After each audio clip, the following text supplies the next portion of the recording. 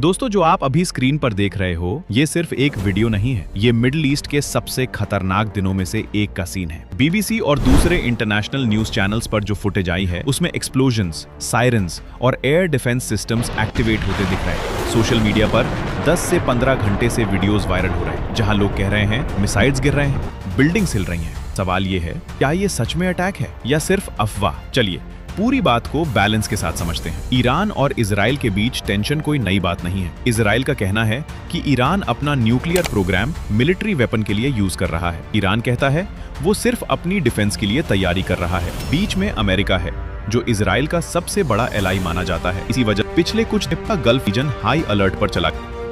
क्या videos real?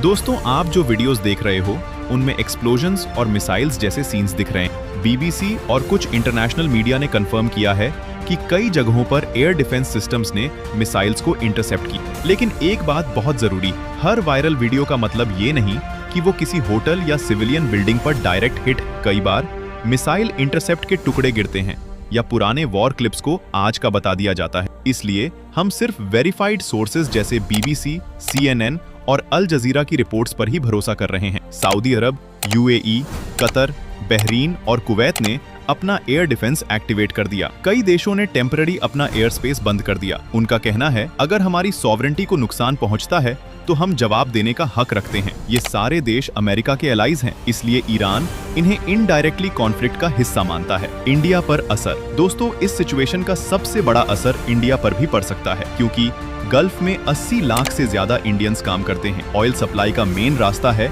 Straight of Hormuz. अगर यहाँ टेंशन बढ़ती है, पेट्रोल डीजल महंगा हो सकता है, इन्फ्लेशन बढ़ेगा, फ्लाइट्स कैंसिल होंगी। इसलिए इंडिया गवर्नमेंट अपने सिटीजन्स के लिए एडवाइजरी जारी कर रही है। लेटेस्ट अपडेट्स, कई एयरलाइंस जैसे एमिरेट्स, कतर एयरवेज और एयर इंडिया ने फ्लाइट्स कैंसिल या डाइवर्ट की हैं। यूएन सिक्योरिटी काउंसिल की इमरजेंसी मीटिंग हुई है। यूएन चीफ एंटोनियो गुटेरेस ने कहा, इस एस्केलेशन को रोका जाना चाहिए, वरना पूरी दुनिया इसकी कीमत चुकाएगी।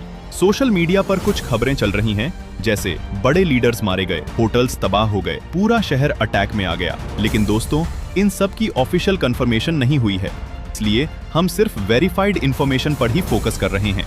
दोस्तों, ये सिर्फ एक रीजन की बात नहीं, पूरी दुनिया के फ्यूचर का सवाल है। अब जो वीडियोस देख रहे हो वो सिचुएशन की सीरियसनेस दिखाते हैं, लेकिन हमें अफवाहों से दूर रहना होगा। आपको क्या लगता है, क्या ये कॉन्फ्लिक्ट यहीं रुक जाएगा या दुनिया एक और बड़ी जंग के करीब जा रही है? कमेंट में अपनी राय लिखो। चैनल को सब्सक्राइब करो, बेल आइकन दबाओ ताकि आपको सिर्फ वेरीफाइड अपडेट्स मिलती रहें। सेफ रहिए, शांति की दुआ कीजिए।